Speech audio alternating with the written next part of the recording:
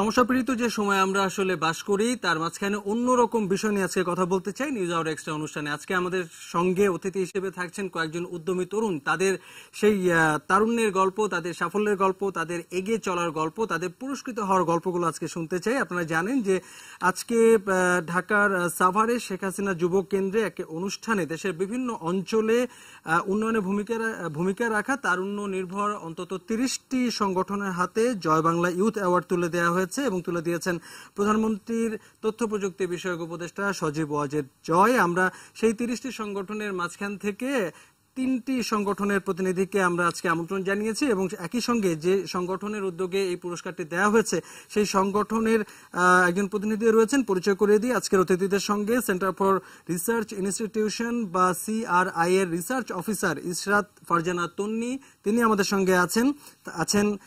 3জন পুরস্কার বিজয়ীর মধ্যে যশোরের স্বপ্ন দেখো সমাজ কল্যাণ সংস্থার সভাপতি জহির ইকবাল নান্নু আছেন আমাদের সঙ্গে, আছেন বরিশাল ইউথ সোসাইটির প্রতিষ্ঠাতা ফায়েজ বেলাল এবং আছেন সিলেটের বই পড়া উৎসবের ইনোভেটর জান্নাতুল ফেরদৌসী তারিন। আপনাদের 4জনকেই ধন্যবাদ জানাই আজকে আমাদের সঙ্গে এই আলোচনায় যুক্ত হবার জন্য। এবং আজকে আসলে আমরা বলবো কম, আপনারা বলবেন বেশি, আপনাদের কাছে কাহিনী শুনবো। এবং ইশরাত ফারজানা তন্নি, আপনার কাছে কিভাবে এই পুরস্কার দেয়া হলো সেই বিষয়ে আসবো, তবে তার আগে আমার মনে হয় যে আমরা একটু যারা পুরস্কৃত হয়েছেন সেখান থেকে আমরা 3জনকে আজকে আমন্ত্রণ জানিয়েছি, দর্শকদের সামনে হাজির করেছি, তাদের গল্প শুনে আসি যে তারা আসলে কি কাজ করেন এবং কিভাবে তারা আসলে এ পর্যন্ত এলেন। প্রথমে যেতে চাই জান্নাতুল ফেরদৌসী তারিন আপনার কাছে, এবং আপনি বই পড়া উৎসব নামে একটি সংগঠনের ইনোভেটর। একটু জানতে চাই যে আপনার এই সংগঠন আসলে কি কাজ করে এবং আজকে যে পুরস্কৃত হয়েছে সেই পুরস্কার পাওয়ার পেছনে এটা তো একটি অর্জন, তো সেই অর্জনের পথে আসলে আপনাদের পথ চলাগুলো কেমন ছিল, কি কি কাজ করেছেন? ধন্যবাদ। আমার সংগঠনের নাম হচ্ছে ইনোভেটর বই পড়া উৎসব। আমি এই সংগঠনের প্রধান সমন্বয়ক। আর হচ্ছে গিয়ে এই আমার ইনোভেটর বই পড়া উৎসবের প্রধান কাজ হচ্ছে যে আমরা মুক্তিযুদ্ধের ইতিহাস, সঠিক ইতিহাস আমরা তরুণ প্রজন্মের কাছে তুলে ধরতে চাই। কারণ আমরা সবাই জানি তরুণ প্রজন্ম যদি সঠিক ইতিহাস জেনে মুক্তিযুদ্ধকে দেশ প্রেমটাকে যদি হৃদয়ে লালন করে চলতে পারে, তাহলে এই বাংলাদেশ মানে একটি সোনার বাংলাদেশ যে গড়ার স্বপ্ন, আমাদের জয় বাংলা গড়ার স্বপ্ন, সেটা বাস্তবায়ন হবে। তো এই লক্ষ্যে আমাদের স্কুল, কলেজ এবং বিশ্ববিদ্যালয়ের শিক্ষার্থীদের আমরা জয়েন করে থাকি। তো তাদের মধ্যে আমরা একটা প্রতিযোগিতামূলক, কারণ এমনি যদি আমরা কাউকে বই পড়তে বলি অনেকে অনীহা প্রকাশ করতে পারে, তো আমরা একটা রেজিস্ট্রেশনের মাধ্যমে মানে বই পড়া উৎসবে একটা পরীক্ষার মাধ্যমে প্রথম রেজিস্ট্রেশন করি। তারপর হচ্ছে গিয়ে বিজয়ের মাস মানে ডিসেম্বরে আমরা সেই বইগুলো রেজিস্ট্রেশন যারা করেছে তাদের মধ্যে বিতরণ করে থাকি। আর ফেব্রুয়ারি মাসে মানে ভাষার মাসে সেই বই থেকে একটা পরীক্ষা নিয়ে থাকি এবং সেখানে যারা বিজয়ী হয় মানে হাইয়েস্ট মার্ক পেয়ে তাদের মধ্যে আমরা একটা পুরস্কার বিতরণ অনুষ্ঠান করি স্বাধীনতার মাস মানে মার্চে। এভাবেই হচ্ছে আমাদের কার্যক্রম 4টা স্টেপে। আর আপনারা জেনে খুশি হবেন যে এই মানে কার্যক্রমগুলোতে আমরা একদম সেলিনা হোসেনের হাঙ্গর নদী গ্রেনেড, তারপর হচ্ছে গিয়ে তারপর আরো 2 সৈনিক, খেলাঘর, তারপর নিষিদ্ধ লোবান, গল্পটা শেষ হয় না, এরকম বিভিন্ন রাইটারের বিভিন্ন বই দিয়ে আমরা মানে প্রতিযোগিতা কমপ্লিট করে থাকি। আর যখন আমরা বিজয়ীদের হাতে পুরস্কার দিই তখন আমরা 71-এর দিনগুলি, তারপর 71-এর চিঠি, বঙ্গবন্ধুর অসমাপ্ত আত্মজীবনী, কারাগারের রোজনামচা, এই বইগুলোর সাথে আরো কিছু বই প্রদান করে থাকি। তো এই একটি জ্ঞান ভিত্তিক সমাজ প্রতিষ্ঠায় জ্ঞানের আলো ছড়িয়ে দেওয়ার জন্য আপনারা আসলে কাজ করে যাচ্ছেন, শুনে খুব ভালো লাগলো। একটু জানতে চাই, বলবেন যে কতদিনের পথ চলা আপনাদের এবং একই সঙ্গে কতজন তরুণ বা কিশোর কিশোরী বা মানুষ, পাঠক পাঠিকা আপনাদের এই সংগঠনের সঙ্গে যুক্ত, বা কতজনকে আপনারা আসলে রিচ করতে পেরেছেন? আমরা আপনারা জেনে খুশি হবেন আমরা টোটাল 11 বছর ধরে কাজ করে যাচ্ছি মুক্তিযুদ্ধ ভিত্তিক এই ইয়েটা। তো আমাদের এখন পর্যন্ত আমাদের মানে পাঠ করেছে এমন শিক্ষার্থী সংখ্যা 7000-এর মতো। প্রত্যেক বছর আমরা 1200, 900, 800 এরকম হচ্ছে তারতম্য, মানে এরকম শিক্ষার্থী আমরা পেয়ে থাকি। আর আমাদের যে অর্গানাইজেশনটা সেটা হচ্ছে যে 11 বছর যেহেতু, সুতরাং মানে বিভিন্ন সময় বিভিন্ন ব্যক্তিবর্গ এখানে যুক্ত ছিলেন। আমি মানে এখন আমাদের মূল সংখ্যা হচ্ছে 11 জন। তো বিভিন্ন সময় বিভিন্ন জন মানে আমাদের সাথে ছিলেন। তো আমি সবাইকে ধন্যবাদ জানাবো এই জন্য।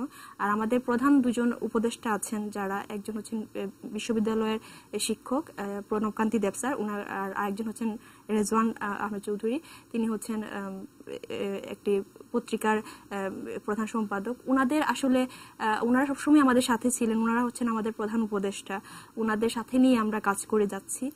মোটামুটি আপনার গল্প শুনে আসলে ভালো লাগছে। আপনি বলছিলেন যে আমরা জেনে খুশি হব, আমরা আসলে খুশি হচ্ছি, আমরা আসলে আরো শুনতে চাই আপনার কাছে। আপনারা যে আলোর পথে হাঁটছেন এবং তাতে অবশ্যই আধারের নিশ্চয়ই কোনো না কোনো ভয় দেখানোর কোনো ঘটনা আছে, সেই ঘটনাগুলো শুনতে চাই। কিছুক্ষণ পরে পর্যায়ে যেতে চাই জহির ইকবাল নান্নু আপনার কাছে। এবং আপনার সংগঠনের নামটা বেশ ইন্টারেস্টিং, স্বপ্ন দেখো সমাজ কল্যাণ সংস্থা, এবং আপনি এই সংগঠনে, যশোরের এই সংগঠনের আপনি সভাপতি। একটু আমাদেরকে বলবেন যে আপনাদের স্বপ্ন দেখার যে প্রয়াস, যে উদ্যোগ, যে পথ চলার যে গল্প, সেটি আসলে কি স্বপ্ন, এই স্বপ্ন আসলে কিভাবে বাস্তবায়িত হয়? আসলে স্বপ্ন দিয়েই শুরু হয়েছিল। আমরা সরকারি এমএম কলেজ ক্যাম্পাসে বসে সংগঠনটি শুরু করি। আমরা এখানে কিছু বাদাম বিক্রেতা শিশু থাকে, তাদেরকে পড়ানো, নিজেদের জ্ঞান চর্চা এবং বিতর্ক চর্চা, এটার মাধ্যমে এই সংগঠনটি শুরু হয়। মূলত আমরা অনানুষ্ঠানিকভাবে 2009 সাল থেকে যাত্রা শুরু করি এবং আনুষ্ঠানিকভাবে 2013 সাল থেকেই স্বপ্ন দেখো যাত্রা শুরু। আর এখন স্বপ্ন দেখো কাজ করছে 11টি বিভাগে। আর 11টি বিভাগ করার মূল কারণটি হচ্ছে আমাদের মুক্তিযুদ্ধের সময় আমাদের দেশকে স্বাধীন করতে 11টি সেক্টর ছিল। এই 11টি সেক্টরকে মাথায় রেখে আমরা 11টি প্রতিবন্ধকতার বিরুদ্ধে স্বপ্ন দেখো কাজ করে চলেছে। আর আমরা বিশ্বাস করি যে মানুষ ঘুমিয়ে যা দেখে তা তার স্বপ্ন নয়, যে ইচ্ছা শক্তি মানুষকে ঘুমাতে দেয় না সেটাই তার স্বপ্ন। তো এই 11টি সেক্টর নিয়ে কাজ করছি। তার মধ্যে উল্লেখযোগ্য একটি বিভাগ হচ্ছে প্রতিবন্ধী সেবা কেন্দ্র। আমরা 21টি প্রতিবন্ধীর চিকিৎসার দায়িত্ব নিয়েছি এবং আমাদের কোনো দেশীয় বিদেশি ডোনার নাই। আমরা আমাদের পকেটের টাকা খরচ করে আমরা এখানে আমাদের 120 জন সদস্য আছে, 49 জন সদস্য একদম নিয়মিত, তারা আমাদের পকেটের টাকা দিয়ে, মাসের চাঁদা দিয়ে আমরা এই প্রতিবন্ধীদের শিশুদের পাশে দাঁড়িয়েছি। আমাদের একটা কম্পিউটার সেন্টার আছে, আমাদের নিজেদেরই করা, abacus computer and training centre.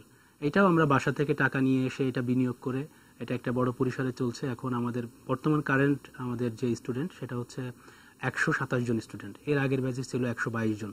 এটা আর্থিক, এখান থেকে যে টাকাটা আসে সেটা দিয়ে আমাদের অফিস মেনটেনেন্স চলে। এখনো পর্যন্ত আমরা যারা কাজ করছি এখান থেকে আমরা কোনো টাকা পয়সা পাই না বা আমরা নেওয়ার মতো সুযোগ হয়নি, এখন আমরা এখনো পর্যন্ত দিয়ে যাচ্ছি অনবরত। এরকম 11টি বিভাগ আছে। আমি চাইলে আমি শোনাতে পারি বা আপনাদেরকে জানাইতে পারি। আমাদের আছে কম্পিউটার প্রজন্ম নামক একটা বিভাগ। এইটাতে আমরা আমাদের নিজস্ব ল্যাপটপ নিয়ে আমরা চলে যাচ্ছি প্রত্যন্ত অঞ্চলের প্রাথমিক বিদ্যালয়ে। সেখানে আমরা শিশুদেরকে কম্পিউটারে হাতেখড়ি দিই এবং তাদেরকে একটা শপথ করাই যে আমরা দেশের জন্য কাজ করব, আমরা ধূমপান বা মাদক গ্রহণ করব না এবং আমরা বড় হয়ে একজন কম্পিউটার ইঞ্জিনিয়ার হব। তাদের মধ্যে আমরা কম্পিউটার ইঞ্জিনিয়ার হওয়ার স্বপ্নের বীজটা বপন করি। এইভাবে আমরা কাজ করে চলেছি। আর প্রতিবন্ধীর যে ব্যাপারটা, এটা আসলে খুবই বেদনাদায়ক, দুঃখজনক। আমরা কাজ করতে যেয়ে দেখেছি যে প্রতিবন্ধী কিন্তু সে সরকারি কার্ড পাচ্ছে না।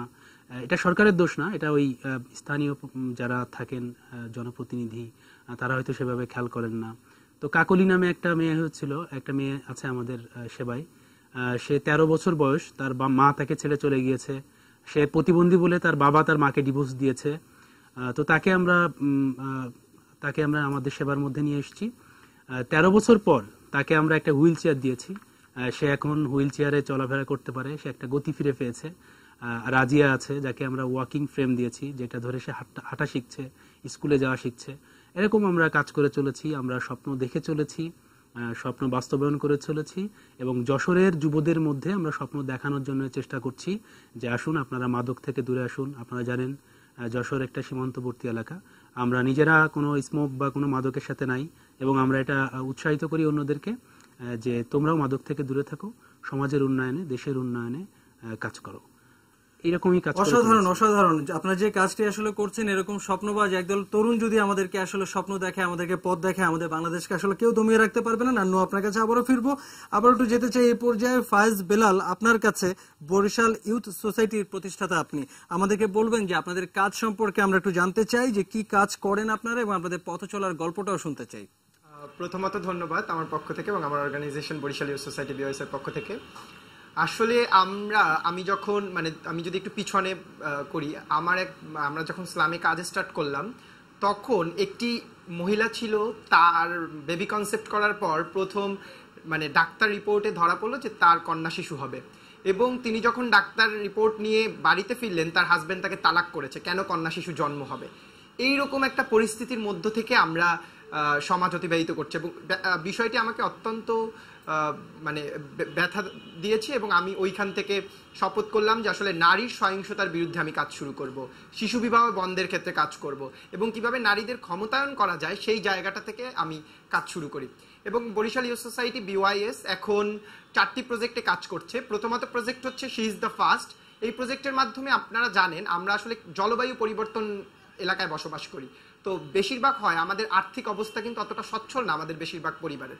আমাদের স্লাম বলেন, আমাদের গ্রাম সাইডে বলেন, সেখানে কিন্তু যে বিষয়টি সবচেয়ে বেশি ফোকাসে আসে, সেখানে যখনই আমরা একটা মানে নারীর প্রতি সহিংসতা বন্ধের সর্বপ্রথম একটি ধাপ হচ্ছে শিশু বিবাহ। কারণ শারীরিকভাবে এবং সকল বিষয়ে কিন্তু শিশু বিবাহ হলে তার ক্ষতিগ্রস্ত হচ্ছে একটি মেয়ে, এবং তার যে মূল বিকাশ, তার যে বেড়ে ওঠার যে বয়স, সেখানে কিন্তু একটা বাধা হচ্ছে। তো সেখান থেকে আমাদের যাত্রা শুরু যে শিশু বিবাহ কিভাবে বন্ধ করা যায়। যখনই আমরা আমাদের ফিল্ড পর্যায়ে শিশু বিবাহ বন্ধ করতে গেলাম, আমাদেরকে তাদের বাবা মা বললো আপনারা কি পড়াবেন, আমার মেয়ে তো 7-এ পড়ে 8-এ পড়ে, আপনারা কি পড়াবেন নাকি। তো সেখান থেকে আমরা স্কলারশিপ দিচ্ছি, 8-এ পড়ে 9-এ পড়ে এই প্রজেক্টের মাধ্যমে যারা আমরা, এবং নিজেদের টাকায় আমরা কিন্তু, এবং আপনি অবাক হবেন আমাদের যে স্লামের যখন আমরা কাজ শুরু করলাম আমাদের নিজেদের টাকাটা এভাবে আসে, একটি মেয়ে, আমরা যে এরিয়াতে কাজ করি সেখানে নদী পারাপার হয়ে আসতে হয় নৌকাতে, এবং সেই মেয়ের বাসা থেকে 10 টাকা দেয়, সে 2 টাকা মানে নৌকা পার করে 2 টাকা নৌকা আলাকে দিয়ে বাকি যে 6 টাকা থাকে সেই 6 টাকা আমাদের BYS এ দেয়, এবং এভাবে করে আমাদের সংগঠন দিচ্ছি। এই টাকাটা আমরা স্কলারশিপ আকারে আবার ব্যাক করতেছি আমাদের সেই ক্লাইমেট চেঞ্জ এরিয়ার কন্যা শিশুদেরকে যারা 8 এবং 9-এ পড়ে, এবং তারা একটা কমিটমেন্ট দেয় যে তারা হচ্ছে গিয়ে আমাদের ইসলামের যে সকল শিশু আছে সেই শিশুদেরকে প্রতিজন 10 জন করে শিশু দায়িত্ব নেয় এবং সবাই 10 জন করে শিশু তারা পড়াচ্ছে। তার মানে একটা ওভারঅল আমরা যদি দেখতে পারি আমাদের একটা ইসলাম ডেভেলপমেন্ট হচ্ছে।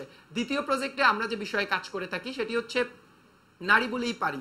নারীর ক্ষমতায়নের সবচেয়ে বড় একটা জায়গা হচ্ছে কিভাবে নারীদেরকে উন্নয়ন করা যায়, নারীদেরকে ক্ষমতায়ন করা যায়। একটি আমরা যখন মানে 2014-তে কাজ শুরু করি তখন আমাদের খুব কষ্টকর ছিল বিষয়টি। আমরা যখন গিয়েছি আমাদেরকে অনেকে বলেছে, মানে আমরাই তখন পাগল ছিলাম যে নারীদের ক্ষমতায়ন নিয়ে কথা বলে, কারণ আমি মানে শুরুতেই একটা ঘটনা বলেছি, আরো একটা ঘটনা আছে। একজন মেয়ে মানে নারী তার কন্যা শিশু জন্ম দেওয়ার পর তাকে সমাজ থেকে মানে তাদের এরিয়াতে বলা হচ্ছে যে, মানে আমি বরিশালের ভাষাই বললাম যে তোর ওর পেট পচা, এর জন্য নারী দিয়েছে, যেটা হচ্ছে কোনো ভিত্তি নাই। কারণ নারীরা কিন্তু শুধুমাত্র কন্যা শিশু জন্মের জন্য, এবং কন্যা শিশুরাও যে আমাদের মাননীয় প্রধানমন্ত্রী একজন নারী, আমাদের স্পিকার নারী, এবং সারা বিশ্বে আমাদের মাননীয় প্রধানমন্ত্রী কিন্তু সেই অর্জন দেখিয়ে যাচ্ছে একজন নারী হিসাবে। তো সেখান থেকে আমরা বোঝানো শুরু করলাম, কিন্তু যখনই আমরা বোঝাতে গেলাম আমাদের চ্যালেঞ্জ হলো আসলে ওই এরিয়াতে আমাদেরকে পাগল বলা শুরু করলো, এবং বিকজ তাদের পরিমাণটা অনেক বেশি ছিল। তো সেখান থেকে আমাদের যাত্রা এভাবে করে আমরা নারীর ক্ষমতায়নে কাজ করে যাচ্ছি, নারীরা কিভাবে তাদের অধিকার পাবে তাদের ল সাপোর্ট দিয়ে যাচ্ছি, এবং তাদেরকে কর্মসংস্থান সৃষ্টিতে আমরা সহযোগিতা করে যাচ্ছি। এই একটি বিষয়। এবং আরেকটি হচ্ছে কি, আপনারা জানেন যে বাংলাদেশের বর্তমানে 70% যুবক 35 এইজের নিচে। তো এই জায়গায় আমাদের বড় একটা চাওয়া, আগামী 20 বছর পরে আমরা যদি সাস্টেনেবল ডেভেলপমেন্টের কথা চিন্তা করি, সেখানে কিন্তু একটা বিষয় আপনারা লক্ষ্য করবেন যে এই আগামী 20 বছর পরে কিন্তু আমরাই বৃদ্ধের কাতারে চলে যাব। আমরা যদি বাংলাদেশকে এগিয়ে না যেতে পারি, একটা দেশের জন্য যুবরা যেমন সম্পদ, আবার আমরা যখন বৃদ্ধতে চলে যাব, আমরা যদি কিছু না করে যেতে পারি আমাদের পরবর্তী প্রজন্মের জন্য, আমরা কিন্তু একটি বোঝা হিসাবে দাঁড়াবো। তাই আমরা সেখান থেকে যুবকদের প্রাধান্য দিয়ে আমরা একটা প্রজেক্টের মাধ্যমে কিভাবে যুবকরা সচেতনতা বৃদ্ধি থেকে শুরু করে এই প্রজেক্টের মাধ্যমে যুবকদের কর্মসংস্থান, মাদক থেকে কিভাবে দূরে থাকা যায়, এবং তাদের লিডারশিপ চর্চার ক্ষেত্রে আমরা একটা ভূমিকা রেখে যাচ্ছি। আমাদের অন্যতম একটা প্রজেক্ট হচ্ছে ইয়ুথ ফেস্ট। এটার মাধ্যমে আমরা অ্যাডভোকেসি করে থাকি। আমাদের বরিশালের মানে যারা প্রশাসন লেভেলে আছে, আমাদের পলিটিশিয়ান যারা আছে, যারা বিভিন্ন ধরনের কাজে আমাদের সহযোগিতা করে, তাদের কাছে আমরা আসলে কিভাবে আমাদের তরুণরা, আমাদের নারীরা, আমাদের কন্যা শিশুরা সুযোগ সুবিধা পাবে, কিভাবে পড়াশোনা করতে পারবে, নির্বিঘ্নে চলাচল করতে পারবে, সেই বিষয়ে কিন্তু আমরা একটা কাজ করে যাচ্ছি। আর এই বিষয়ে প্রথমে আসলে আমি যদি আমার মানে সংগঠনের কথা বলি, আমরা প্রথম দিকে আমাদের সাপোর্টের অভাব ছিল। আমরা মাত্র 11 জন থেকে যাত্রা শুরু করি। আমাদের বাসা থেকেও বলা হতো যে তোমরা এটা কি শুরু করেছো পড়ালেখা রেখে, অনেকবার বলেছে যে তোমরা পড়াশোনা করো না, কিন্তু তারপর আমরা পড়াশোনার পাশাপাশি আমরা যাত্রা শুরু করি, এবং আমরা সবাই কিন্তু অনেক ভালো স্টুডেন্ট ছিলাম। আমরা এখনো ভালো স্টুডেন্ট আমাদের অর্গানাইজেশনে আসতেছি, কিন্তু আমাদের মূল কনসেপ্ট ছিল আসলে আমরা ভালো স্টুডেন্টের পাশাপাশি আমরা সোসাইটির জন্য কাজ করবো, আমার দেশের জন্য কাজ করব। আমি কি আমার দেশের জন্য করে যাচ্ছি, বিকজ আমাদের একটা স্লোগান আছে, আমিই বাংলাদেশ। তো এই বিষয়ের উপর মাথায় রেখে তো আমাদের 11 জন থেকে বর্তমানে বরিশাল ডিভিশনে আমরা কাজ করছি এবং আমাদের 10,000 সদস্য রয়েছে। আমরা আশা করছি এই জয় বাংলা ইয়ুথ অ্যাওয়ার্ড যখন আমরা অর্জন করলাম, আমাদের ফার্স্ট কমিটমেন্ট হচ্ছে 2021 সালের মধ্যে আমাদের সদস্য সংখ্যা 1 লক্ষতে চলে যাবে। এবং আমরা আমাদের যে জয় বাংলা ছিল, আপনারা জানেন এই জয় বাংলা অ্যাওয়ার্ডের পিছনে সব তরুণদের কিন্তু একটা করে জয় বাংলা লিখতে হয়েছে। আমাদের সংগঠনের পক্ষ থেকে আমার জয় বাংলা নারীদের প্রাপ্ত অধিকার বাস্তবায়নের মধ্য দিয়ে বরিশালকে একটি সহিংসতা মুক্ত বিভাগ হিসাবে গড়ে তুলব এবং এর মাধ্যমে কিন্তু শুধুমাত্র বরিশালই সহিংসতা মুক্ত হবে না, বাংলাদেশটাও কিন্তু, কারণ আমি আপনারা সবাই মিলেই কিন্তু আমরা বাংলাদেশ। তো এই বিষয় হচ্ছে কি আমাদের। ফায়েজ বেলাল, আপনি আসলে বলছিলেন, আমরা আসলে তন্ময় হয়ে শুনছিলাম এবং আমরা বিশ্বাস করতে চাই যে এরকম ফায়েজ বেলালের মতো তরুণ যদি আমাদের প্রতিটি জেলায় একজন করে থাকে তাহলে বাংলাদেশে এগিয়ে যাওয়ার মানে যেতে আসলে কোনো বাধা হিসেবে টিকবে না।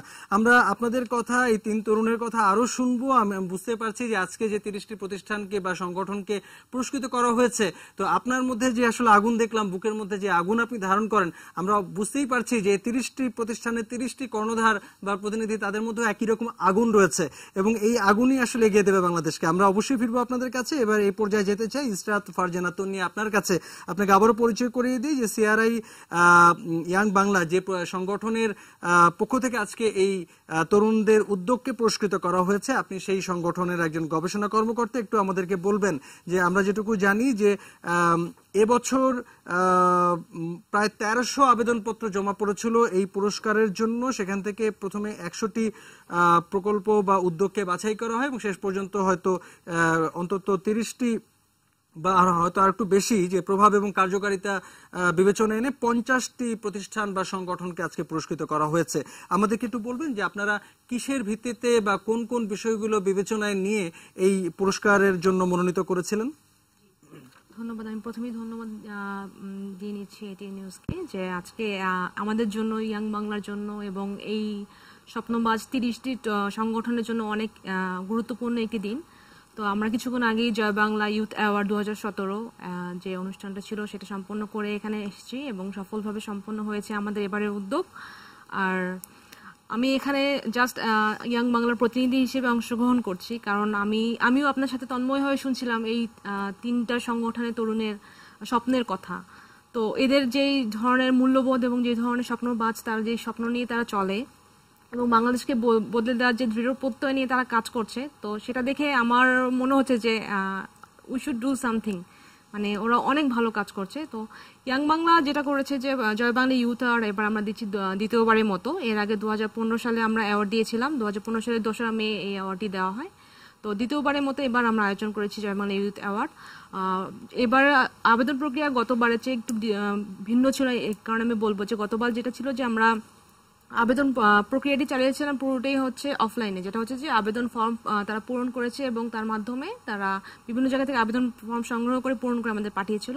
বাট এবার আমরা যেটা করেছি আবেদন ফর্মটা অনলাইন এবং অফলাইন বোথ মাধ্যমেই রেখেছি, কারণ যেহেতু এটা আমাদের ডিজিটাল বাংলাদেশ, তো সারা দেশে যে নেটওয়ার্ক আছে আমাদের সেটার মাধ্যমে আমরা চেয়েছিলাম যে এবার সফল তরুণরা যারা চাচ্ছে ইয়াং বাংলার সাথে সম্পৃক্ত হতে তারা আবেদন করুক। সেই প্রক্রিয়া তারা আমাদের সাথে যুক্ত হয়েছিল। এবার 1300-র চেয়ে বেশি আরো কিছু আবেদনপত্র আমাদের জমা পড়েছিল এবং সেখান থেকে আমরা 100টা সংগঠনকে ওখান থেকে আমরা সিলেক্ট করে নামিয়ে আনি। অনেকগুলো ধাপ সম্পন্ন করে আমরা সেই 100টা সংগঠনকে প্রথমত নামিয়ে এনেছিলাম। তো তারপর পরবর্তীতে যেটা করলাম যে 100টা সংগঠনের কার্যক্রম দেখতে আমরা মাঠ পর্যায়ে চলে গিয়েছিলাম। আমাদের যে ইয়াং বাংলা সিআরআই টিম এবং ইয়াং বাংলার আদার্স নেটওয়ার্ক আছে, আমরা মাঠ পর্যায়ে তাদের কার্যক্রম দেখার জন্য তাদের এলাকাগুলো আমরা ভিজিট করেছি এবং তাদের এলাকা ভিজিট করার পরে আমরা 50টি সংগঠনে নামিয়ে এনেছি তাদের সেই। এর মধ্যে অনেকগুলো ধাপ ছিল, যেমন আমি বলবো যে আমরা কোন কোন ধাপে এবারে অ্যাওয়ার্ড প্রক্রিয়াটা করেছি। আমাদের সর্বপ্রথম যেটা আমরা করেছিলাম যে আমরা এবারে অ্যাওয়ার্ডে গতবারে যারা 2015 যারা অ্যাওয়ার্ড পেয়েছে তাদেরকে সম্পৃক্ত করেছি। তারাই হলো এবার আমাদের অ্যাওয়ার্ডের এই তরুণদেরকে খুঁজে আনার জন্য অন্য বড় অবদান রেখেছে। 2015 যারা অ্যাওয়ার্ডই তারা হচ্ছে গিয়ে তাদের এলাকায় অনেক পরিচিত এবং তারাই ভালো বুঝবে তাদের এলাকায় কোন সংগঠনটি ভালো কাজ করছে বা কাদের ইম্প্যাক্ট কতটুকু। সো সেই এক্সপিরিয়েন্স থেকে ইয়াং বাংলা এবার যেটা করেছে যে 2015 যারা অ্যাওয়ার্ডই ছিল তাদেরকে আমরা সম্পৃক্ত করেছি এবারের অ্যাওয়ার্ডদেরকে খুঁজে আনার প্রক্রিয়ায়। তারা আমাদের সাথে ছিল এবং আমরা সর্বপ্রথম ঢাকায় একটা আইডিয়া সার্কেলের মাধ্যমে জেনারেট করেছি যে কিভাবে এবারে অ্যাওয়ার্ড প্রক্রিয়া সম্পন্ন করা যায়, এবং প্রথম থেকে শেষ পর্যন্ত আমাদের গত 2015 অ্যাওয়ার্ডই এবং ইয়াং বাংলার হাতে যারা আছে, যাদেরকে আমরা বলি friends of young Bangla, young বাংলার ভলান্টিয়ার্স নেটওয়ার্ক অথবা ইয়াং বাংলার সাথে বিভিন্ন উদ্যোগে যারা সম্পৃক্ত থাকেন তারা আমার সাথে ছিল প্রথম থেকে শেষ পর্যন্ত। তো তাদেরকে নিয়ে আমরা যে আইডিয়া সার্কেলতে আইডিয়া জেনারেট করি তার মাধ্যমে আমরা সারা দেশে ছড়িয়ে পড়ি এবং সেভাবে শুরু হয় হচ্ছে গিয়ে জয় বাংলা ইউথ অ্যাওয়ার্ড 2017 খোঁজ। তো আমরা যেটা করি যে প্রথমে ডিভিশনাল লেভেলে আমরা চলে যাই, যে প্রত্যেকটা ডিভিশনে এমন করে 8টি ডিভিশনে আমরা কিছু প্রক্রিয়ার মাধ্যমে শুরু করে দিই আমাদেরকে খুঁজে বের করা তাদেরকে, এবং তারপরেই যেটা হচ্ছে যে জেলা পর্যায়ে আমরা অ্যাক্টিভেট করি যে আমাদের এই 50টি উদ্যোগকে আজকে পুরস্কৃত করা হলো। এর মাঝখানে কি আপনি বিশেষ কোনো উদ্যোগ বা ব্যক্তি বা কোনো কাজকে কি আপনি আসলে একটু আলাদা করে দেখতে চান কিনা, উল্লেখ করতে চান কিনা? 50টি যে সংগঠন আমরা মনোনীত করেছিলাম অ্যাওয়ার্ডের জন্য এবং সেখান থেকে যে 30টি সংগঠন অ্যাওয়ার্ড পেয়েছে, সেখানে আমি একটা বিষয় বলবো যে আমরা একটা মানে এমন একটা পরিস্থিতির সম্মুখীন হয়েছিলাম যে কোন 30টা অর্গানাইজেশনকে আমরা তুলে নিব 50টির মধ্যে থেকে, কারণ প্রত্যেকটা অর্গানাইজেশনের কাজ হচ্ছে ডিফারেন্ট এবং তাদের যে দৃঢ় প্রত্যয় এবং কিছু করার জন্য তারা যে এগিয়ে গিয়েছে, আমার মনে হয়েছে এবং আমাদের যে টিম আমাদের সবার মনে হয়েছে যে প্রত্যেকটা অর্গানাইজেশনই তাদের নিজের ক্ষেত্রে অনেক ভালো অবদান রাখছে। এখান থেকে 30টা বের করা আমাদের জন্য অনেক ডিফিকাল্ট ছিল। তারপরও যেহেতু দিন শেষে আমাদেরকে বেছে নিতে হয়েছে যে কারা আসলে অ্যাওয়ার্ড ভালো কাজ করছে এবং যারা আরো ভালো কাজ করছে তাদেরকে আমাদের স্বীকৃতি প্রদান করা দরকার এবং তাদেরকে এই প্ল্যাটফর্মের সাথে সম্পৃক্ত করার প্রয়োজন। সেজন্য আমরা 30টা সংগঠনকে এখানে আমরা মনোনীত করেছি। কিন্তু এই প্রক্রিয়ায় আমরা বিশেষভাবে বলতে গেলে যে বলবো যে কিছু সংগঠন আছে আমাদের সাথে যাদেরকে আমরা পেয়েছি, যারা মুক্তিযুদ্ধ নিয়ে কাজ করছে, মুক্তিযুদ্ধ চেতনা নিয়ে কাজ করছে, তাদের কাজটাকে আমরা বলবো যে অনেক সাহসী একটা পদক্ষেপ। কারণ আমরা দেখছি যে আমাদের চারপাশে অনেক অশুভ শক্তি প্রতিনিয়ত পদচারণা দিচ্ছে, তারা জেগে উঠতে চাচ্ছে। তো এই রকম একটা পরিস্থিতিতে যারা মুক্তিযুদ্ধ নিয়ে কাজ করছে, যারা সেই আমাদের বাংলাদেশের সেই বিজয়ে 71কে নিয়ে যারা এখনো সেই সম্পূর্ণকে লালন করছে এবং যারা মানুষের মধ্যে ছড়িয়ে দেওয়ার কাজ করছে, তারা আসলেই এক স্ট্রাগল করছে, তাদেরকে এই সাহসী যেই উদ্যোগকে আমরা সাধুবাদ জানাই।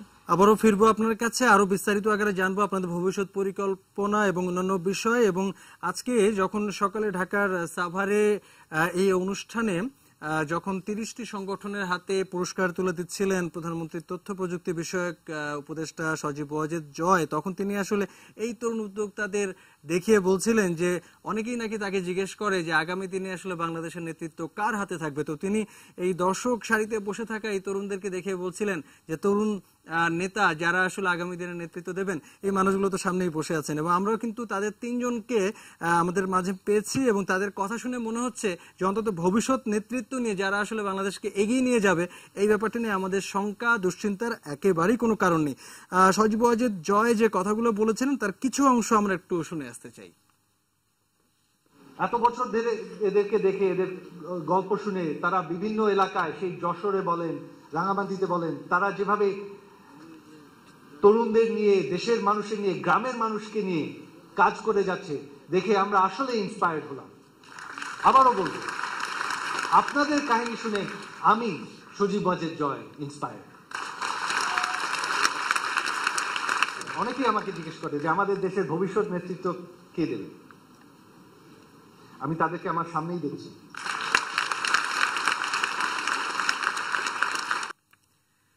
এবং আমরা এই তরুণ নেতৃত্ব যারা আসলে আগামী দিনে বাংলাদেশকে এগিয়ে নিয়ে যাবেন তাদের কথা আরো শুনতে চাই, অবশ্যই বারবার শুনতে চাই। তবে আমাদের ছোট্ট বিরতি নেবার সময় হয়েছে। বিরতির আগে আমার একজন দর্শকের কথা শুনতে চাই যিনি অনেকক্ষণ অপেক্ষায় রয়েছেন। দর্শক, আপনার নাম বলুন এবং আপনি বলুন কি বলতে চান, আমরা শুনছি। আসসালামু আলাইকুম। ওয়ালাইকুম সালাম। যে আমি খসরু বলছিলাম পিরিজপুরের কাউখালী থেকে। জি। যে আজকে এই তারুণ্যের 3 জন প্রতীককে আমি শুভেচ্ছা এবং অভিনন্দন জানাই। আর এই প্রতীককে যারা পুরস্কৃত করলেন তাদের তো আমি অভিনন্দন জানাই, এটি নিউজকে বিশেষ করে অভিনন্দন জানাই তারুণ্যের প্রতীককে আমাদের সামনে নিয়ে আসার জন্য। আপনাকে অসংখ্য ধন্যবাদ। দর্শক, আপনি আমাদের অনুষ্ঠানে দেখছেন এবং আমাদের সঙ্গে আলোচনায় অংশ নিলেন এবং আপনাকে আবারও ধন্যবাদ জানাই। এবং একই সঙ্গে আমাদের ছোট্ট বিরতি নেবার সময় হয়েছে, আমরা ফিরবো কিছুক্ষণ পরেই, সঙ্গে থাকবেন।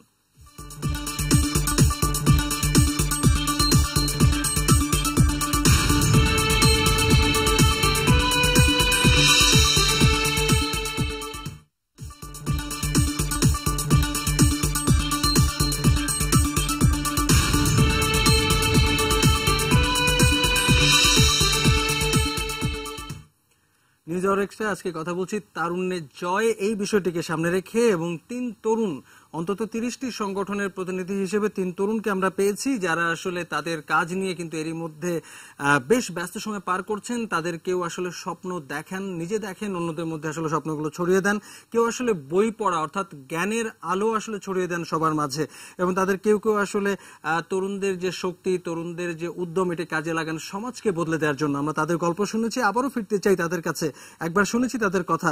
আমরা আবার একটু যেতে চাই জহির ইকবাল নান্নু আপনার কাছে। এবং জহির ইকবাল নান্নু, আপনি বলছিলেন যে আসলে আপনারা কিভাবে কি কাজ করেন, এবং এই কাজের পেছনে নিশ্চয়ই আপনাদের অনেক বাধা বিপত্তি সমস্যা পার হয়ে আপনাদেরকে সাফল্যের সন্ধানগুলো করতে হয়। একটু আমাদেরকে বলবেন যে কি কি সমস্যা পার হয়ে আপনারা আজকে এই পর্যন্ত এসেছেন? আসলে বাধা তো থাকে, বাধার কথা বেশি বলতে চাই না, তারপরেও আপনি যেহেতু শুনতে চাইলেন। প্রথমত আসলে আমাদের সমাজটা এটা বুঝতে চায় না যে আমরা যে কাজ করতে পারি বা আমরা যে মন থেকে কাজ করি এটা বুঝতে চায় না। তারা ভাবে যে লেখাপড়া করছো, চাকরি কই, লেখাপড়া শেষ করে ফেলেছে। একইভাবে পরিবারও একটা সময় আর বুঝতে চায় না। তো আমার ব্যাপারটা আমি বলবো যে আমার পরিবারটা এখন অভ্যস্ত, তারা আমাকে সাপোর্ট করে, কিন্তু প্রথম দিকে আমার সামাজিকভাবে খুব সমস্যা হয়েছে কাজ করতে। এবং আমরা যখন 2013 সালে যখন খড়কি এলাকার, যশোরের খড়কি এলাকার একটা বস্তিতে কাজ শুরু করি, তখন আমরা বেশ সমস্যার সম্মুখীন হয়েছিলাম। নতুন কাজ করছি, আমাদের কোনো অনুমোদন নাই, সেই ক্ষেত্রে বেশ সমস্যার সম্মুখীন হয়েছিলাম। ওটা আবার আমরা কাটিয়ে উঠেছিলাম, এবং একসময় আমরা এতটাই সমস্যার সম্মুখীন হয়েছিলাম যে সেখানে আর আমরা স্টে করতে পারি না। আমরা আমাদের অফিস পরিবর্তন করে, আমাদের ছোট্ট একটা রুমও নিয়েছিলাম বসার, সেটাও পরিবর্তন করে আরেকটা জায়গায় যেয়ে আমরা শিফট করে তারপরে আমাদের পরবর্তী কার্যক্রমগুলোকে আবার পুনরায় উজ্জীবিত করি। আর এই ক্ষেত্রে কাজ করতে গেলে যেটা হয় সেটা হচ্ছে আমরা সবাই স্টুডেন্ট বা আমরা ছাত্রদের নিয়ে কাজ করি। আর্থিক একটা সাপোর্টটা খুব সংকটটা আমাদের। ভালো কাজ করার পেছনে কি আর্থিক সংকট কি কখনো কি বড় হয়ে উঠেছিল কিনা? হ্যাঁ, কোনো সময় ওঠে। যেমন আমরা যখন কাকলিকে হুইল চেয়ার দিতে যাই, সেটার দাম অনেক, আপনারা জানেন একটা হুইল চেয়ারের দাম অনেক। সেখানে আমরা সম্মুখীন হয়েছিলাম, বাধার সম্মুখীন। সেখানে আমাদের জেলা প্রশাসন এগিয়ে এসেছিল বলে আমরা কিন্তু তাকে হুইল চেয়ার দিতে পেরেছি। আমাদের পারভেজ হাসান স্যার অতিরিক্ত জেলা প্রশাসক ছিলেন শিক্ষা আইসিটি, উনি এগিয়ে এসেছিলেন। ডক্টর মোহাম্মদ হুমায়ুন কবির স্যার জেলা প্রশাসক যশোর, উনি এগিয়ে এসেছিলেন। এখনকার জেলা প্রশাসক মহোদয় আমাদেরকে সামনের দিনগুলোতে আসলে কি করতে চান জহির ইকবাল, আমাদেরকে যদি একটু বলেন যে আপনাদের ভবিষ্যৎ পরিকল্পনা কি, বা আরো কত বড় স্বপ্ন দেখতে চান, আর কত কি করতে চান, সেগুলো যদি একটু সংক্ষেপে বলেন। আমরা শেখ হাসিনা ডিজিটাল এবং সফটওয়্যার পার্ক, যেটা হাইটেক পার্ক যশোরে হয়েছে, ওখানে আমরা স্পেস নিয়েছি। আমাদের একটা আইটি সেন্টার আছে, abacus computer and training centre, ওইটা নিয়ে আমরা স্পেস নিয়েছি। ওইখানে আমরা আইটিতে অনেক বেশি এগিয়ে যেতে চাই। আমরা প্রতিবন্ধীদের জন্য একটা স্কুল করতে চাই, প্রতিবন্ধী স্কুল, এবং আমরা ছোট সোনামণিদের জন্য একটা স্কুল করছি যশোর সদরের মনোহরপুর গ্রামে। আমরা অলরেডি জায়গা চুক্তি করে ফেলেছি, আমরা একটা জায়গা ইজারা নিচ্ছি, সেখানে আমরা স্কুলটি করছি, উচ্ছ্বাস কম্পিউটার অ্যান্ড ক্রিয়েটিভ স্কুল, বাচ্চাদের সুস্থ মস্তিষ্কে। সেখানে আমাদের কিছু ছেলে মেয়েদের কর্মসংস্থানের ব্যবস্থাও হবে, আবার বাচ্চাগুলো খুব সুন্দর একটি পরিবেশে শেখার জায়গাও পাবে। এভাবে আমাদের কিছু পরিকল্পনা আছে। আমরা মহিলাদের উন্নয়নের জন্য একটা ল্যাব করেছি, ছোট্ট স্বপ্নবুনি হস্তশিল্প। সেখানে 2টি মেশিন দিয়ে, একটি মেশিন ছিল, এখন 2টি মেশিন। ওইখানে আমরা প্রায় 8টা থেকে 10টা মেশিন বাড়াতে চাই, হস্তশিল্পের উপরে মহিলাদেরকে স্বাবলম্বী করতে চাই। এরকম ভবিষ্যতের কিছু পরিকল্পনা আমাদের আছে। আর আমরা বিতর্ক নিয়ে কাজ করছি। আমরা প্রায় 10,000 ছেলে মেয়েকে বিতর্ক শিখিয়েছি 97টি শিক্ষা প্রতিষ্ঠানে, যেটা দক্ষিণবঙ্গে 3টি জেলাতে আমরা কাজ করছি। এই বিতর্ক নিয়ে আমরা দেশের বাইরে, অর্থাৎ কলকাতাতে আমাদের কথা হচ্ছে, আমরা কলকাতাতে যেতে চাই, এবং আমরা শুধু যশোরের প্রতিনিধিত্ব নয়, বাংলাদেশের প্রতিনিধিত্ব করতে চাই। আর এইসব কাজ করতে যেয়ে আমরা যশোরের সুধীজনের সাংবাদিক, সাংস্কৃতিক মানুষের প্রচন্ড উৎসাহ পাই, এখন পাচ্ছি। তাদেরকে ধন্যবাদ জানাতে চাই আজকের এই অনুষ্ঠানের মাধ্যমে। ধন্যবাদ জানাতে চাই এটিএন নিউজকেও এরকম একটা সুযোগ করে দেওয়ার জন্য। আপনাকেও ধন্যবাদ আমাদের সঙ্গে এই আলোচনায় আপনি যুক্ত হলেন, এবং আপনার যে সাফল্যের গল্প আমাদেরকে শোনালেন, এগিয়ে চলার যে গল্প শোনালেন। আমি নিশ্চিত যে টেলিভিশন সেটের সামনে আরো এরকম অনেক উদ্যমী এবং স্বপ্নবাজ তরুণ নিশ্চয়ই এই অনুষ্ঠান দেখছেন এবং আলোচনা শুনছেন, তারা নিশ্চয়ই অনুপ্রাণিত হবেন একজন জহির ইকবাল নান্নুর বক্তব্য শুনে। আমরা একটু যেতে চাই জান্নাতুল ফেরদৌসী তারিন আপনার কাছে, যিনি সিলেটের ইনোভেটর বই পড়া উৎসব নামে একটি সংগঠনের যিনি আসলে সমন্বয়ক। আমরা শুনেছি কিভাবে জ্ঞানের আলো ছড়িয়ে দেওয়ার জন্য আপনারা আসলে কাজ করছেন, জ্ঞান ভিত্তিক একটি সমাজ গঠনের স্বপ্ন দেখছেন। আমরা একটু জানতে চাই আপনাদের চ্যালেঞ্জগুলো আসলে কি, আপনারা কি কি সমস্যা পার হয়ে আজকে এই পর্যন্ত এসেছেন, এবং এখন কি ধরনের চ্যালেঞ্জের মুখোমুখি হচ্ছেন, সামনে আপনাদের প্রত্যাশা, স্বপ্ন, পরিকল্পনা, এগুলো যদি সংক্ষেপে আমাদেরকে শোনান। আমাদের তো শুরুটা হয়েছিল 2006 সালে। আপনি যদি একটু পেছনে ফিরে তাকান তাহলে দেখতে পারবেন 2006 সালটা কিরকম ছিল বাংলাদেশের অবস্থাটা। তখন মুক্তিযুদ্ধ এবং সঠিক ইতিহাস নিয়ে কথা বলাটা আসলেই মানে অনেক চ্যালেঞ্জিং ছিল। তখন আমাদের এই যে বোমা বিস্ফোরণ, ধোঁয়াশা, তারপর মানে দেশের সঠিক মুক্তিযুদ্ধের ইতিহাসের বিরুদ্ধে যারা, তাদের একটা প্রভাব ছিল। ওইখানে আমাদের কাজ করা আসলে অনেক টাফ হয়ে যেত। প্রথম 2-3 বছর মনে হয়েছে যে না, মনে হয় এর পরের বছর করা হবে না, অফ করে দিতে হবে। কিন্তু এরকম করে করে বিভিন্ন সময় বিভিন্ন প্রভাবিত করা হয়েছে যে না, এই বই দেওয়া যাবে না, ওই বই দিতে হবে, এটা এভাবে করা যাবে না, ওইভাবে করতে হবে, এই নাম কেন, ঘোষক এই কেন, ওনার নাম হতে হবে, এই গল্প কেন, ওই লেখক কেন, বিভিন্নভাবে আমরা কোনো কিছুই দ্বারা প্রভাবিত হইনি, আমরা আমাদেরটা চালিয়ে গিয়েছি। আর এরকম করতে করতে এখন গিয়ে আল্লাহর রহমতে কোনো সমস্যা আগের মতো করতে হয় না। কিছুটা থাকে যেটা হচ্ছে ফান্ডিং এর, কারণ আমরা যারা তরুণ এই সংগঠনে আছি সবার কোনো সোর্স নেই ইনকামের। তো আমাদের পকেটে টাকা বাঁচিয়ে পুরোটা বছর আমরা একটা ফান্ড জমা করি, তারপরে এই 4 মাসে গিয়ে অনুষ্ঠানটা আমরা সম্পন্ন করার চেষ্টা করি এবং সফলভাবে করার চেষ্টা করি যতটুকু পারি আর কি। সামনের দিনগুলোতে কি প্ল্যান, এটা যদি সংক্ষেপে বলেন? সামনের দিনগুলোতে প্ল্যান হচ্ছে যে আমাদের একটা পাঠাগার স্থাপন করা। আমাদের বইগুলো আমরা প্রোভাইড করতে পারি না, খুব কম বই দিতে হয়। একটা পাঠাগার যদি মুক্তিযুদ্ধ ভিত্তিক পাঠাগার, এখানে অন্য কোনো বই না, মুক্তিযুদ্ধ ভিত্তিক বই থাকবে, যারা 71 দিনগুলি, তারপর এই যে বঙ্গবন্ধু সমাপ্ত আত্মজীবনী, এই বইগুলা থাকবে, যারা তরুণরা পড়ে ইন্সপায়ার্ড হবে এরকম। আর আমরা হচ্ছে যে আমি পার্সোনালি আমি হচ্ছে কম্পিউটার সায়েন্সের ইঞ্জিনিয়ারিং স্টুডেন্ট। তো আমি চাচ্ছি যে ডিজিটাল ভাবে, যেহেতু বাংলাদেশটাই ডিজিটাল, আমার মুক্তিযুদ্ধের চেতনা এবং ডিজিটাল বাংলাদেশকে একসাথে করে কাজ করতে আমি চাই। এই ব্যাপারে ইয়ং বাংলা একটা প্ল্যাটফর্ম আমাকে তৈরি করে দিয়েছে। আমি খুব আশাবাদী এবং আমি প্রত্যাশী যে ইয়ং বাংলা আমাকে সুযোগটা করে দিবে। ডিজিটাল বাংলাদেশের সাথে মুক্তিযোদ্ধাকে একটা যুক্ত করে আমরা আরো ভালো কিছু করতে পারবো, এটাই আমাদের প্রত্যাশা। আর আমাদের কোনো স্বীকৃতি নেই যে আমাদের যে সার্টিফিকেটটা আমরা প্রদান করি যারা বিজয়ীদের মধ্যে, এটা হচ্ছে নর্মাল একটা কাগজ। তো আমাদের যদি মন্ত্রণালয় থেকে আমাদের যদি এরকম একটা আশা দেওয়া হয় বা ওইভাবে কোনো ব্যবস্থা করে দেওয়া হয়, তাহলে আমরা আরো বেশি প্রতিযোগী পাবো, আরো বেশি মুক্তিযুদ্ধ চেতনাকে বাংলাদেশে ছড়িয়ে দিতে পারবো। অনেক ধন্যবাদ। আমরা আসলে এই যে চেতনা নিয়ে আপনারা কাজ করছেন, এই চেতনা ছড়িয়ে যাক 64টি জেলার প্রতিটি প্রান্তে, প্রতিটি প্রত্যন্ত অঞ্চলে, সে নিশ্চয়ই আপনারা সফল হবেন। আপনাদের মধ্যে যে প্রত্যয় আসলে টেলিভিশন দর্শকরা যারা দেখছেন তারা নিশ্চয়ই ঠিক একইভাবে আশাবাদী হবেন। আবার একটু সংক্ষেপে কিছু কথা শোনার জন্য ইশরাত ফারজানা তন্নি আপনার কাছে ফিরতে চাই। একটু আমাদেরকে বলবেন যে আপনারা তো এর মধ্যে অনেক কাজ করছেন, আপনাদের ফিউচার প্ল্যান সম্পর্কে আমাদেরকে যদি একটু ধারণা দেন। জি, ধন্যবাদ আপনাকে। তো আমার ওদের কথাগুলোর সাথে আমি যুক্ত করবো এভাবে যে আমরা শুনেছি যে জহির ইকবাল নান্নু এবং ফেরদৌসী এরা দুজনেই বলেছেন যে যখনই আমরা কোনো কাজ করি, ওরা যে সংগঠনগুলো চালাচ্ছে, একটা সময় কিন্তু আর্থিক একটা সমস্যা বা আর্থিক কোনো একটা সাপোর্ট তারা যে পাচ্ছে না, তাদের যে সাপোর্টটা নেই এরা কিন্তু তারা ফিল করছে। কারণ আমরা নিজের পকেটে পয়সা খরচ করে, একটা বয়স থাকে যখন আমাদের তারুণ্যের একটা বয়স থাকে, যখন নিজের পকেটে পয়সা খরচ করে হলেও আমরা অনেক কিছু করতে পারি, কিন্তু সময়ের সাথে সাথে যখন আমাদের একটা দায়িত্ব থাকে পরিবারের প্রতি বা সমাজের প্রতি, তখন আমাদের আর্থিক একটা তাড়না থাকে যে আমি কিভাবে নিজেকে চালাবো বা আমার পরিবারটাকে কিভাবে চালাবো এবং পাশাপাশি কিভাবে আমি আমার সংগঠনকে চালিয়ে নিব।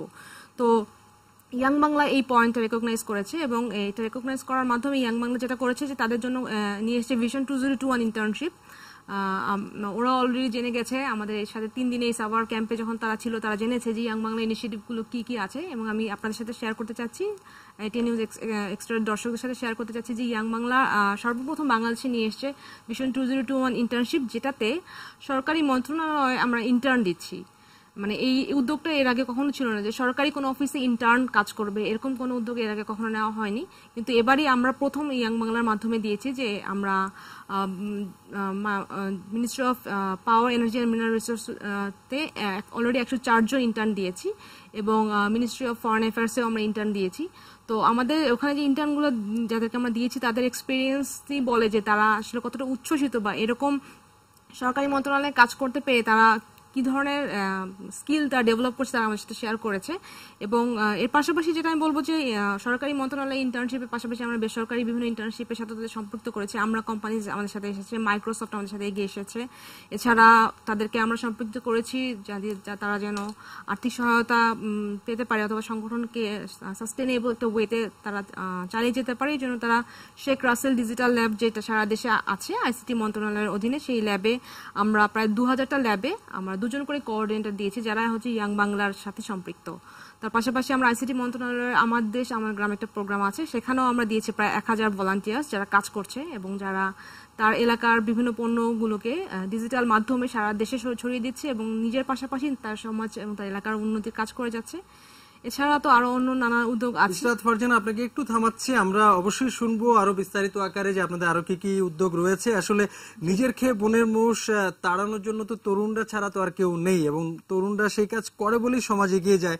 সবাই আসলে নিজের রুটিন কাজের বাইরে একটু অন্যভাবে ভাবে, অন্যরকম কাজ করে, এই কারণে আসলে সমাজ এগিয়ে যায়, সভ্যতা এগিয়ে যায়। এবং একইভাবে আমাদের বাংলাদেশের তরুণরা, এই ভূখণ্ডের তরুণরা, তারা যেভাবে কাজ করছে নিজেদের স্বার্থ একটু বাইরে তুলে রেখে এবং পারিশ্রমিকের আশা না করে, এবং তরুণরা সবসময় সৎ আমরা শুনে থাকি এবং নিঃস্বার্থভাবে তারা কাজ করেন বলেই আসলে দেশ এবং সমাজ এগিয়ে যায়। একইভাবে আমরা কিন্তু কয়েকজন তরুণের কথা শুনলাম যারা আসলে কাজ করে যাচ্ছেন নিরলসভাবে এবং দেশের উন্নয়নে সমাজকে এগিয়ে নিতে নিশ্চয়ই বাংলাদেশ এগিয়ে যাবে। আমরা তরুণদের গল্প শুনছিলাম। আমাদের একজন অতিথি ফায়েজ বেলাল, যিনি কিছুক্ষণ আগে বেশ দৃপ্ত কণ্ঠে আসলে বলিষ্ঠ বক্তব্য শুনছিলাম তার, বরিশাল ইউথ সোসাইটির প্রতিষ্ঠাতা। এবার আসলে আমরা আমাদের একদম শেষ পর্যায়ে আছি আমাদের এই আলোচনার। আমরা একটু শুনতে চাই আপনি কিন্তু তখনই কিছু কিছু বলেছিলেন যে আপনারা কি ধরনের সমস্যা মোকাবেলা করে এগিয়ে যাচ্ছেন, তো একটু সেই গল্পটা আপনি শেষ করবেন এবং একই সঙ্গে আপনাদের ভবিষ্যৎ কি পরিকল্পনা, সামনে আরো কি কি স্বপ্ন দেখছেন, কি কি কাজ করছেন, এগুলো যদি আমাদেরকে বলেন। সময় কিন্তু 2 মিনিট, বলেন। ধন্যবাদ। আসলে আমি বাধা বা চ্যালেঞ্জগুলোকে আমি যদি খুব ফোকাস করি, আমার কাছে মনে হয় আমার টেলিভিশনের পর্দার সামনে যে সকল তরুণরা আছে তারা এটা পজিটিভ ভাবে নিবে না, তারা মনে করবে আসলেই বাধা। কিন্তু আমার কাছে মনে হচ্ছে কোনো বাধা তো আসবেই, কিন্তু প্রতিটি কাজে যদি আপনার প্যাশন থাকে, আপনার ভালোবাসা থাকে এবং দেশের প্রতি, আজকে যে জয় ভাই, সজীবদের জয় ভাই যিনি ছিলেন আমাদের প্রধান অতিথি, তিনি কিন্তু একটা কথা খুব স্পেসিফিক বলেছেন, বাংলাদেশের সেই সকল মানুষরা আগাবে, বাংলাদেশের সেই সকল মানুষরা ভালোবাসবে যারা স্বাধীনতার চেতনায় বড় হয়ে ওঠে। তো আমি এই কথা একটা ব্যাপার আমি বলতে চাই যে আসলে বাধা আসবেই। যেমন বরিশাল ইউথ সোসাইটি, যখন আপনি যদি 2014 সালের চিত্রের কথা দেখেন, 2014 সালে আমাদের খুবই 11 জন নিয়ে আমাদের যাত্রা ছিল, কিন্তু বর্তমান পরিস্থিতিতে বরিশাল ইউথ সোসাইটি BYS এর 10,000 সদস্য এবং তাদের কিন্তু বিভিন্ন মহল থেকে সহযোগিতা করছে, শুধুমাত্র তরুণরা সহযোগিতা না, আমাদের একটা অ্যাডভাইজারি প্যানেল আছে, সেখানে আমাদের প্রধান উপদেষ্টা হিসেবে দায়িত্ব পালন করছে সেনিয়াবাজ সাদিক আব্দুল্লাহ, তিনি আমাদের সহযোগিতা করছেন, বিভিন্ন আইডিয়া শেয়ার করছি তাকে, সে আমাদেরকে সরাসরিভাবে বরিশালে সহযোগিতা করছে, আমাদের সহযোগিতা করছে বরিশাল মেট্রোপলিটন পুলিশ, এবং আমরা যত ল সাপোর্ট তারা কিন্তু দিয়ে থাকতেছে। এবং তাদের সবচেয়ে বড় একটা ইস্যু হচ্ছে ভিকটিম সাপোর্ট সেন্টার।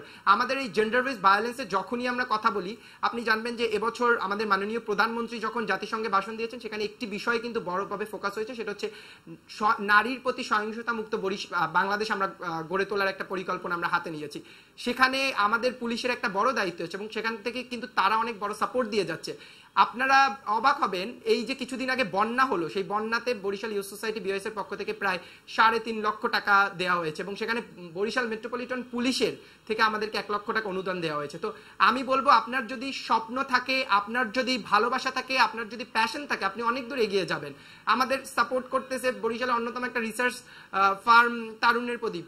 সবচেয়ে বড় কথা, এখন যে সাপোর্টটা আমরা পাচ্ছি, আপনি যদি ইয়াং বাংলা বা জয় বাংলা ইয়ুথ অ্যাওয়ার্ডের দিকে আমি একটু তাকাই, জয় বাংলা ইয়ুথ অ্যাওয়ার্ড আমার জন্য ছিল একটা স্বপ্ন, আমাদের জন্য একটা স্বপ্ন ছিল, আমার জন্য বলা ভুল হবে যেহেতু এটা একটা অর্গানাইজেশনকে অ্যাওয়ার্ড দিচ্ছে। আমাদের জন্য আমার মানে অর্গানাইজেশন বা আমাদের অর্গানাইজেশন সবসময় একটা বিষয়, আমাদের অর্জনের একটা জিনিস। এবং আজকে জয় ভাইয়ের কথা একটা বিষয় খুব ভালোভাবে ফুটে এসেছে, আপনারাও সেটা কথাটা বলেছিলেন, কথাটা হচ্ছে আগামী নেতৃত্ব।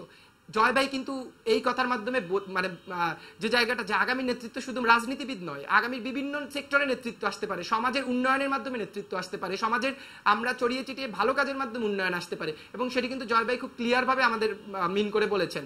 তো এই যে জায়গাটা, আপনার যদি ভালোবাসা থাকে, আপনার যদি কাজের প্রতি একটা স্পৃহা থাকে, আপনি অনেক দূর এগিয়ে যাবেন। এবং আমি তরুণদের কাছে অনুরোধ করবো, আপনারা উদ্যোগ নেন, ব্যর্থ হবেন।